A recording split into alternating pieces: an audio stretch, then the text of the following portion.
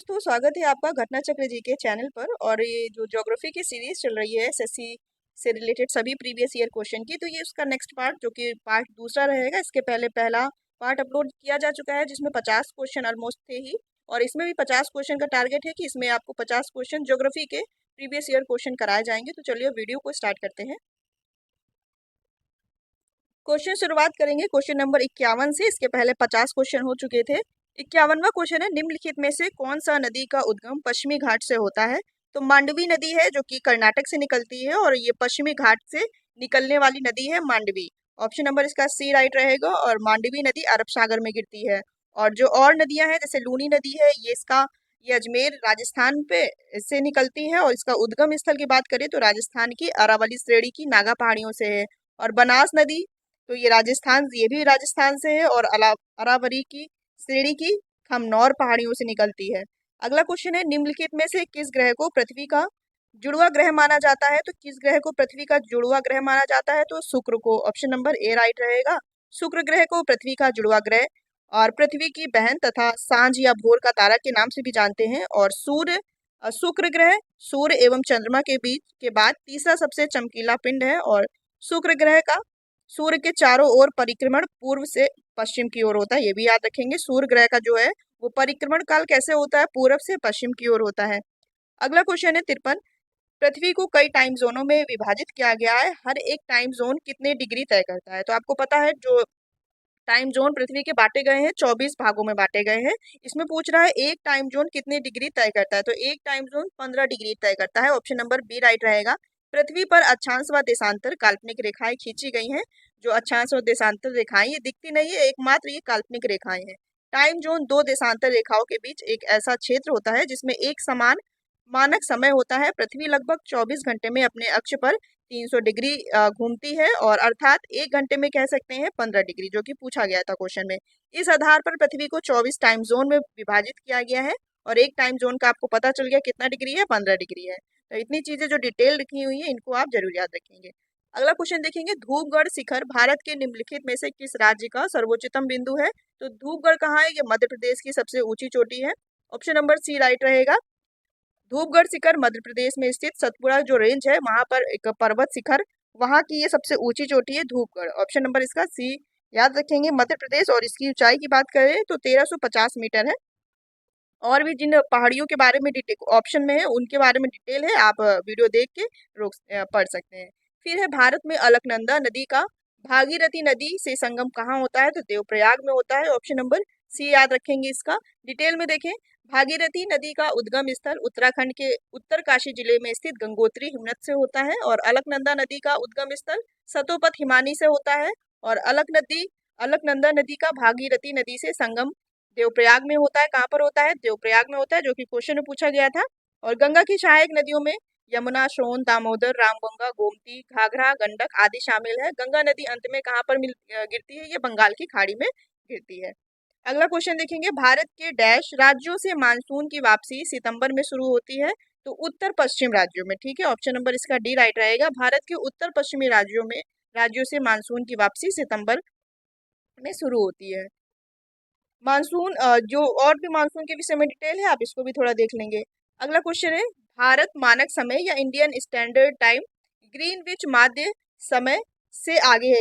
तो कितना आगे है ग्रीनविच मानक समय से? तो ये 5.5 घंटा आगे है। ऑप्शन नंबर बी याद रखेंगे, 5 घंटा 30 मिनट, 5.5 घंटा आगे है। और जो ये 82.5 पूर्वी देशांतर रेखा है इसको भारतीय मानक समय रेखा भी माना जाता है। और ये रेखा भारत के 5 राज्यों से होकर गुजरती है। कभी कभी ऑप्शन में यही दे देता है कि इनमें से होकर नहीं गुजरती है। तो उत्तर प्रदेश, मध्य प्रदेश, छत्तीसगढ़, उड़ीसा और आंध्र प्रदेश यहाँ से होकर गुजरती है। और इसका मानक अगर बिंदु देखा जाए तो ये प्रयागराज में जो एक मिर्जापुर जिला है, तो मिर्जापुर से होकर ये मानक रेखा निकलती है, उत्तर प्रदेश की बात करें तो। अगला क्वेश्चन है, निम्नलिखित में से कौन सी नदी मगध से होकर बहती है? तो कौन सी नदी मगध से होकर बहती है? तो गंगा और सोन नदी। ऑप्शन नंबर इसका बी राइट हो जाएगा। डिटेल देखें थोड़ा, तो गंगा और सोन नदियां मगध से होकर बहती हैं। गंगा और सोन नदियों का संगम पटना बिहार में होता है। और सोन नदी पर एक बाण सागर बांध है जो कि मध्य प्रदेश में स्थित है। और बाण सागर बांध परियोजना बिहार, उत्तर प्रदेश तथा मध्य प्रदेश की एक संयुक्त परियोजना है। कौन सी? बाण सागर बांध परियोजना। और भी बांध और नदी से रिलेटेड फैक्ट्स दिए हुए हैं, इनको भी आप देख लें। अगला क्वेश्चन है, आर्द्र शीतोष्ण कटिबंध प्रकार के वन डैश मीटर की ऊंचाई के बीच पाए जाते हैं? तो 1000 से 2000 मीटर की ऊंचाई के बीच पाए जाते हैं आर्द्र शीतोष्ण कटिबंधीय वन। अगला क्वेश्चन है, निम्नलिखित में से कौन सा वलित पर्वत का एक प्रकार नहीं है? तो राइन घाटी है जो कि वलित पर्वत का प्रकार नहीं है। डिटेल में देखें तो दो भ्रंश भ्रंश घाटियों के मध्य स्थित शीर्ष स्थलखंड को ब्लॉक पर्वत कहते हैं। राइन घाटी ब्लॉक पर्वत का एक उदाहरण है, ना कि वलित पर्वत का। तो ऑप्शन नंबर इसका ए याद रखेंगे, राइन घाटी। ठीक है, अगला क्वेश्चन देखें, निम्नलिखित में से भारत की सबसे बड़ी मीठे पानी की झील कौन सी है? तो वुलर झील है जो कि जम्मू कश्मीर है। ऑप्शन नंबर इसका डी याद रखेंगे। वुलर झील केंद्र शासित प्रदेश जम्मू कश्मीर में स्थित है और भारत की सबसे बड़ी मीठे पानी की झील है ये।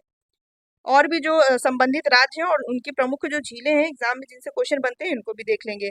अगला क्वेश्चन है, निम्नलिखित में से कौन सा पश्चिमी तटीय मैदान का हिस्सा नहीं है? तो कोरोमंडल तट है जो कि इसका पश्चिमी तट का हिस्सा नहीं है। ऑप्शन नंबर इसका ए राइट रहेगा, क्योंकि जो कोरोमंडल तट है ये पूर्वी का हिस्सा है, पूर्वी तट का, कह सकते हैं उड़ीसा के आसपास का। तो ऑप्शन नंबर इसका ए याद रखेंगे। और पश्चिमी तट का हिस्सा मालाबार तट भी है, कोंकण मैदान भी है और कन्नड़ के तटीय भाग मैदान भी है। ये बाकी डिटेल इसकी लिखी हुई है, कौन सा तट कहाँ पर स्थित है ये भी देख लेंगे। अगला क्वेश्चन है, भारत के उत्तरी छोर से दक्षिणी छोर तक दूरी कितनी है? तो कितनी दूरी है? तो 3214 किलोमीटर है भारत के उत्तरी छोर से दक्षिणी छोर की दूरी। और भी पूरब से पश्चिम की है जो कि 2933 किलोमीटर है। और भारत की स्थलीय सीमा की बात करें, स्थलीय सीमा की, तो है 1,52,000 किलोमीटर है। 5200 मतलब 15,200 किलोमीटर है। ठीक है, 15,200 किलोमीटर है। और भी भारत देश की कुल तटीय सीमा, मतलब जो तट वाले हैं बंगाल की खाड़ी और अरब वाले, तो इनकी कितनी है? तो 7,516.6 किलोमीटर है। और भारत का कुल भौगोलिक क्षेत्रफल कितना है? 32,87,263 वर्ग किलोमीटर पूछा जाता है एग्जाम में। और जो कि ये विश्व के कुल क्षेत्रफल का कितना है? 2.45% है।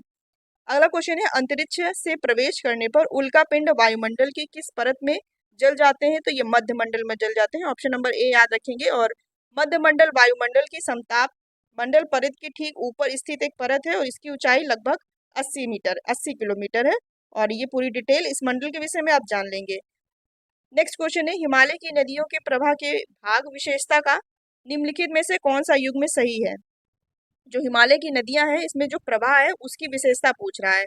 तो इसमें ऑप्शन पहला है ऊपरी भाग विशर्प, अगला ऑप्शन है निचला भाग गोखुर। तो इसमें केवल बता रहे केवल ए नंबर, तो मतलब केवल दूसरा वाला सेकंड पोर्शन है ये सही होगा।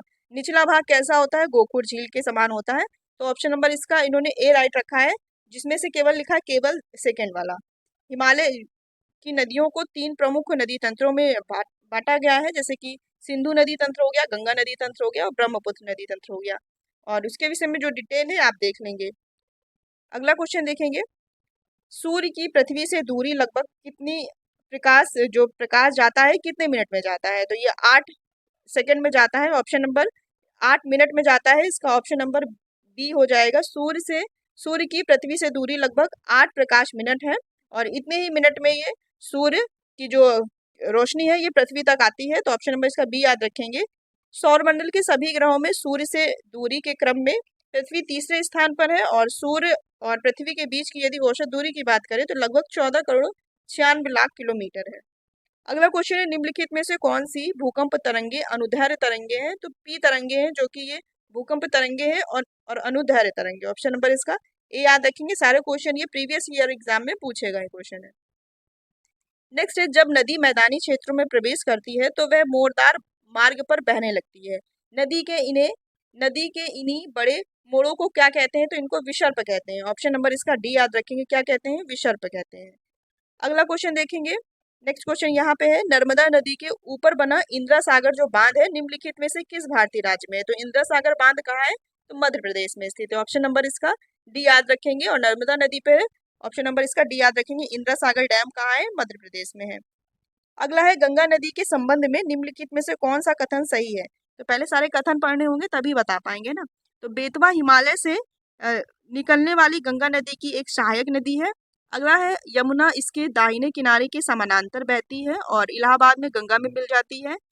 फिर है घाघरा प्रायद्वीपीय उच्च भूमि से आने वाली एक सहायक नदी है। और डी ऑप्शन है गंगा की लंबाई 500 किलोमीटर से अधिक है। तो इसमें पूछ रहा है कौन सा कथन सही है, तो ऑप्शन नंबर बी सही है। यमुना इसकी दाहिने किनारे से समानांतर बहती है और इलाहाबाद में आके जो संगम है, संगम नगरी जिसे कहते हैं, इलाहाबाद में आकर मिल जाती है। तो इसको ऑप्शन नंबर बी याद रखेंगे और बी ही राइट रहेगा। और बाकी इसमें और जो डिटेल लिखी हुई है, गंगा की कुल लंबाई 25 किलोमीटर है। और रामगंगा, गोमती, घाघरा, गंडक, यमुना, सोन आदि ये सब गंगा की प्रमुख सहायक नदियां हैं। बाकी डिटेल आप इसकी पढ़ सकते हैं। अगला क्वेश्चन देखेंगे, लेटराइट मृदा के संदर्भ में निम्नलिखित में से कौन सा कथन सही है। तो चलिए सही वाला कौन सा कथन सही नहीं है, एग्जाम में ये कंफ्यूजन होता है, क्वेश्चन कभी कभी गलत पढ़ लिया जाता है, तो इसका भी विशेष ध्यान रखेंगे कौन सा कथन सही नहीं है। तो कौन सा कथन सही नहीं, यही देख ले रहे, सी है। बाकी कथन सही है। इसमें सामान्यतः ह्यूमस जो होता है काफी मात्रा में होती है, यही कथन सही नहीं है। बाकी इसके सारे ऑप्शन सही है। लेटराइट मृदा के बारे में, ये तमिलनाडु, आंध्र प्रदेश, केरल में काजू जैसे वृक्षों वाली फसलों के लिए लाल लेटराइट मृदाएं अधिक उपयुक्त हैं। और लेटराइट मृदा उच्च तापमान और भारी वर्षा के क्षेत्र में विकसित होती हैं और यह मृदा चाय और कॉफी उगाने के लिए बहुत उपयोगी है। ये सारे कथन सही है, सी ऑप्शन गलत है। ठीक है, अगला क्वेश्चन देखेंगे, निम्नलिखित में से कौन सी एशिया की सबसे बड़ी मीठे पानी की गोखुर झील है। तो कवर झील है, ऑप्शन नंबर इसका बी याद रखिए, कवर झील। और ये है कहाँ कवर झील, ये रामसर स्थल भी है, ये बिहार में स्थित है। तो कवर झील या कावड़ झील ताल ये एशिया की सबसे बड़ी मीठे पानी की गोखुर झील है, ये बिहार के बेगूसराय जिले में स्थित है। ऑप्शन नंबर इसका बी याद रखेंगे। ठीक, हाँ ये देखिए इसमें लिखा है, इस झील को वर्ष 2020 में रामसर स्थल के रूप में घोषित किया गया। ये झील बिहार का पहला रामसर स्थल भी है और बिहार को नागी नक्टी करके पक्षी अभ्यारण्य ये भी अभी रामसर स्थल में शामिल किए गए हैं। अगला क्वेश्चन है, महासागरीय धाराओं के संदर्भ में निम्नलिखित में से कौन सा कथन सही है। तो सारे कथन पढ़ने पड़ेंगे, इसमें कथन सही पूछ रहा है। तो ए ऑप्शन सही है, जिस स्थान पर गर्म और शीत जल धाराएं मिलती हैं वह स्थान विश्व भर में सर्वोत्तम मत्स्य क्षेत्र या मछली पालन क्षेत्र माना जाता है। तो ऑप्शन नंबर इसका ए ही राइट है, बाकी सारे गलत है, तो बाकी को पढ़िए भी मत। सही वाला है ये जान लीजिए, और ये जो डिटेल लिखी हुई है इस बारे में ये भी देख लेंगे। फिर अगला क्वेश्चन देखेंगे, उत्तरी ध्रुव व्रत और उत्तरी ध्रुव के बीच के क्षेत्र को क्या कहते हैं। तो शीत कटिबंध कहते हैं। ऑप्शन नंबर डी याद रखेंगे, उत्तरी ध्रुव व्रत और उत्तरी ध्रुव के बीच का जो क्षेत्र है उसको शीत कटिबंध कहते हैं। शीत कटिबंध क्षेत्र का अक्षांशीय विस्तार उत्तरी और दक्षिणी गोलार्ध में लगभग 66 डिग्री से 90 डिग्री। आप जो पूछा गया क्वेश्चन ये इंपॉर्टेंट है, इनको याद रखेंगे और बाकी डिटेल अपना पढ़ लीजिएगा। फिर है, निम्नलिखित में से कौन सी जल संधि जावा सागर और हिंद महासागर के बीच में स्थित है। तो सुंडा जल संधि है, जो कि जावा सागर और हिंद महासागर के बीच की जल संधि है। ऑप्शन नंबर इसका बी याद रखेंगे, और बाकी और भी डिटेल सभी संधि के विषय में लिखी है, ये देख लेंगे। चलिए अगला क्वेश्चन देखेंगे, निम्नलिखित में से कौन सी स्थानीय पवन नहीं है। तो लू है, जो कि स्थानीय पवन नहीं है। ऑप्शन नंबर डी याद रखेंगे, लू। तो लू अति गर्म एवं शुष्क पवन होती है और लू पवन मई और जून माह में विशेष रूप से चलती है, जिसे हम लू कहते हैं, जो गर्म हवाएं चलती है। यह पवन लू उत्तर भारत और पाकिस्तान में प्रमुख रूप से चलती है। इसका प्रभाव क्षेत्र सीमित होता है, इसलिए ये एक स्थानीय पवन है। और इसमें क्या पूछा गया था, कौन सी स्थानीय पवन नहीं है। तो लू है, जो स्थायी पूछ रहा है, स्थायी पवन नहीं है।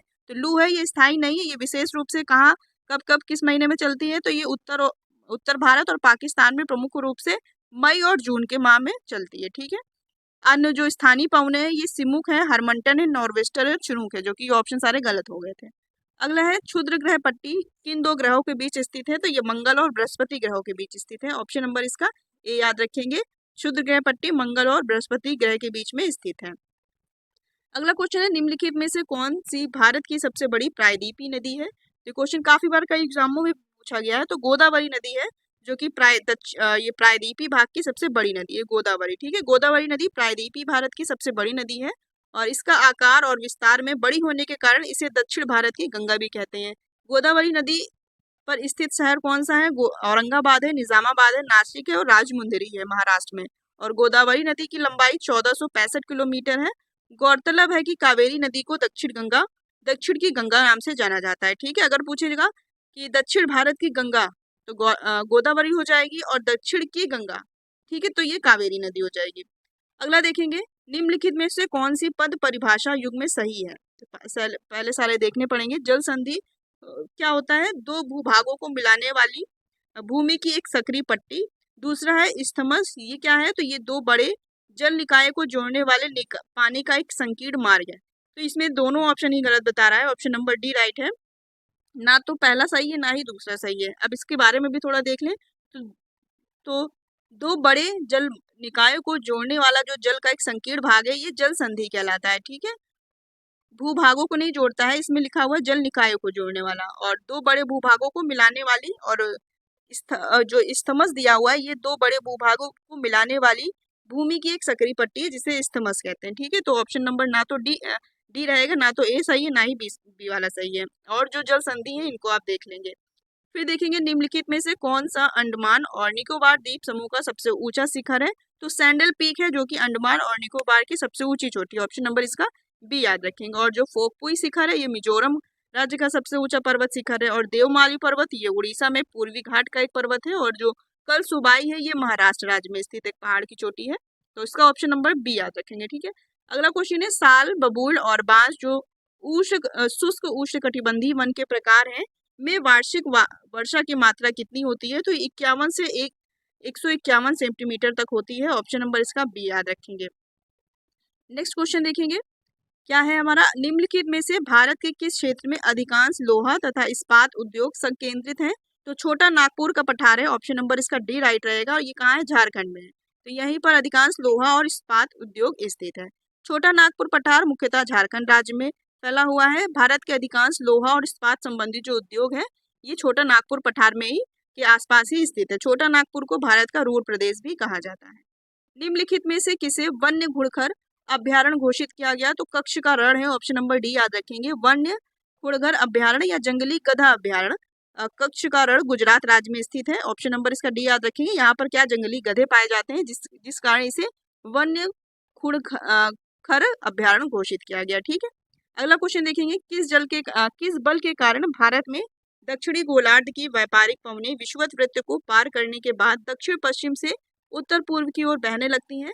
तो ये बल है कोरियोलिस बल।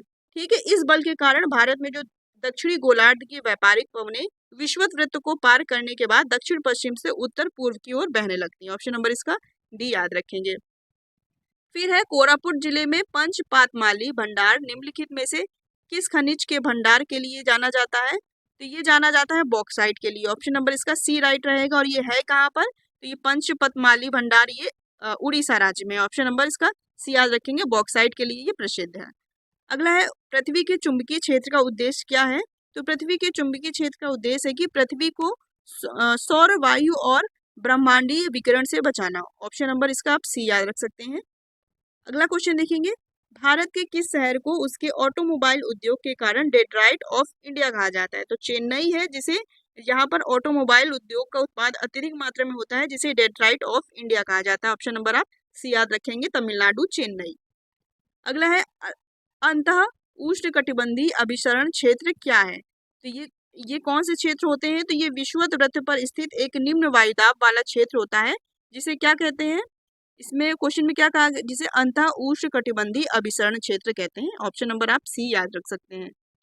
नेक्स्ट क्वेश्चन है भारत में निम्नलिखित में से कौन सी फसल खरीफ की ऋतु में उगाई जाती है। तो कपास है जो कि खरीफ की फसल है। ऑप्शन नंबर इसका बी याद रखेंगे। और भी जो ये डिटेल लिखी हुई है आप इसको भी वीडियो पॉज करके देख लीजिएगा क्योंकि क्वेश्चन से अगर हमें किसी एक क्वेश्चन से अगर हमें कुछ 2-3 चीज़ें डिटेल जानकारी मिल रही है तो वो भी बेस्ट ही है हमारे प्रीवियस ईयर क्वेश्चन रिवीजन के लिए। अगला क्वेश्चन है लगभग 724 किलोमीटर के विस्तार के साथ कौन सी नदी प्रायद्वीपीय भारत की सबसे महत्वपूर्ण नदियों में से एक है। तो तापी नदी है। ऑप्शन नंबर इसका ए याद रखेंगे, तापी नदी, तापी या ताप्ती नदी। ठीक है, ये इसकी उत्पत्ति मध्य प्रदेश में सतपुड़ा की पहाड़ियों से मुल्तई नामक स्थान से होती है। और ये लगभग 724 किलोमीटर लंबी नदी है। और ये कहाँ कहाँ बहती है आप ये अपना पूरा देख लीजिएगा डिटेल। चलिए अगला क्वेश्चन देखेंगे मनाली को लाहौल स्पीति घाटी से जोड़ने वाली सुरंग कौन सी है। तो अटल रोड सुरंग है, अटल रोड सुरंग। ठीक है, अटल रोड सुरंग मनाली और लाहौल स्पीति घाटी को जोड़ती है। आप ऑप्शन नंबर डी याद रखेंगे। अटल सुरंग को रोहतांग दर्रा भी या रोहतांग सुरंग भी कहा जाता है। इस सुरंग की लंबाई 9.02 किलोमीटर लंबी है। यह सुरंग हिमालय के पीर पांजाल रेंज में स्थित है। अगला क्वेश्चन है निम्नलिखित में से कौन सा भारत की जलवायु को प्रभावित करने वाला एक कारक नहीं है। तो भारत की जलवायु को प्रभावित करने वाला ये सहारा रेगिस्तान नहीं है, तो ऑप्शन नंबर इसका डी राइट रहेगा। हिंद महासागर भी प्रभावित करता है जलवायु को, पश्चिमी घाट भी और हिमालय पर्वत भी। ऑप्शन नंबर आप इसका डी याद रखेंगे। नेक्स्ट, कौन सी नदी तुमकर जिले में देवरायगढ़ दुर्ग पहाड़ी के दक्षिणी भाग से निकलती है और कावेरी में मिलने से पहले लगभग 221 किलोमीटर ये बहती है? तो ये शिमशा नदी है, ठीक है, शिमशा नदी कावेरी नदी की सहायक नदी। ऑप्शन नंबर आप सी याद रखेंगे। शिमशा नदी कावेरी नदी की सहायक नदी है। शिमशा नदी देवरायगढ़ दुर्ग पहाड़ी के दक्षिणी भाग से निकलती है और शिमशा नदी की कुल लंबाई 221 किलोमीटर है, ठीक है, दक्षिण भारत की नदी है ये, याद रखेंगे। अगला क्वेश्चन देखेंगे। 23,560 फीट की अधिकतम गहराई वाली हिंद महासागर में महासागरीय खाई का नाम क्या है? तो जावा गर्त है, ऑप्शन नंबर डी राइट रहेगा। हिंद महासागर का नाम आ गया तो आप जावा गर्त याद रखेंगे, ऑप्शन नंबर डी याद रखेंगे। और जावा गर्त को सुंडा गर्त भी कहते हैं। और बाकी डिटेल जो लिखी है जो मैरियाना ट्रेंच या मरियाना गर्त जिसे कहते हैं, ये प्रशांत महासागर में स्थित ये विश्व का गहरा गर्त है। तो ऑप्शन नंबर आप इसका डी याद रखेंगे। हिंद महासागर से संबंधित जावा गर्त या सुंडा ट्रेंच है। अगला क्वेश्चन है, मध्य प्रदेश का कौन सा जिला तांबे का अग्रणी उत्पादक माना जाता है? तो मध्य प्रदेश का जिला है बालाघाट, जो कि तांबे के लिए प्रसिद्ध माना जाता है। ऑप्शन नंबर इसका सी याद रखेंगे। फिर है, कोपेन जलवायु वर्गीकरण प्रणाली के तहत कौन सा जलवायु क्षेत्र समानता ऐसे महाद्वीपों के पश्चिमी तटों पर स्थित है जहां पर 35 से 90 सेंटीमीटर के बीच वर्षा होती है? तो ये भूमध्य सागरीय जलवायु, ऑप्शन नंबर ए इसके विषय में आप याद रख सकते हैं। डिटेल में देख लेंगे आप कि जो कोपेन जलवायु वर्गीकरण है ये व्लादिमीर पीटर कोपेन द्वारा 1884 में विकसित किया गया था। कोपेन ने अपने वर्गीकरण में वनस्पति और जलवायु के वितरण के बीच में घनिष्ठ संबंध को मान्यता दी। भूमध्य सागरीय जलवायु क्षेत्र समानता ऐसे महाद्वीपों के पश्चिमी तटों पर स्थित है जहां पर 35 से 90 सेंटीमीटर के बीच वर्षा होती है। और भूमध्य सागरीय जलवायु प्रदेश अपने रसीले फलों के लिए भी विश्व विख्यात माने जाते हैं। अगला क्वेश्चन है, निम्नलिखित में से कौन सी तांबे की एक खुली खदान है? तो मलाज खंड है, ऑप्शन नंबर इसका बी याद रखेंगे। मध्य प्रदेश का मलाज खंड खान मध्य प्रदेश के बालाघाट के पास स्थित तांबे की एक खुली खदान है और इससे अभी क्वेश्चन आया था बालाघाट वाला। ये भारत की सबसे बड़ी क्षार धातु खदान है, ऑप्शन नंबर आप बी याद रख सकते हैं। नेक्स्ट क्वेश्चन है, उत्तरी ब्रह्मपुत्र की सबसे बड़ी सहायक नदी कौन सी है जो तिब्बती हिमालय से गिरती है और अरुणाचल प्रदेश से होते हुए भारत में प्रवेश करती है? तो सुबनसिरी नदी है, ऑप्शन नंबर आप डी याद रखेंगे। ये तिब्बत हिमालय से निकलती है। ये नदी दक्षिण पूर्वी दिशा में बहती हुई अरुणाचल प्रदेश में होते हुए भारत में प्रवेश करती है अरुणाचल प्रदेश से, और ये असम में ब्रह्मपुत्र नदी से मिल जाती है, ठीक है। ब्रह्मपुत्र नदी की आप सहायक नदी के रूप में सुबनसिरी नदी को याद रख सकते हैं। ये 100वां जो क्वेश्चन है ये लास्ट क्वेश्चन रहेगा इस सीरीज का। दक्षिणी पश्चिम मानसून काल में जब 1-2 हफ्ते तक वर्षा न हो तो इस परिघटना को क्या कहते हैं? तो मानसून में विच्छेद कहते हैं, ऑप्शन नंबर ए याद रखेंगे। दक्षिण पश्चिम मानसून अवधि के दौरान लगातार वर्ष होने के बाद कुछ सप्ताह के लिए वर्षा का रुक जाना क्या कहलाता है? इसको मानसून में विच्छेद कहते हैं, ऑप्शन नंबर इसका आप ए याद रख सकते हैं। आगे क्वेश्चन से पढ़ेंगे नेक्स्ट सीरीज में, जो कि रहेगा तीसरा पार्ट। ये 100 क्वेश्चन 51 से 100 क्वेश्चन आपके टोटल 100 क्वेश्चन कंप्लीट हो गए ज्योग्राफी की। यदि आपने पहला वीडियो नहीं देखा उसको भी देखिएगा, इसी तरह ये सीरीज कंप्लीट हो जाएगी पूरे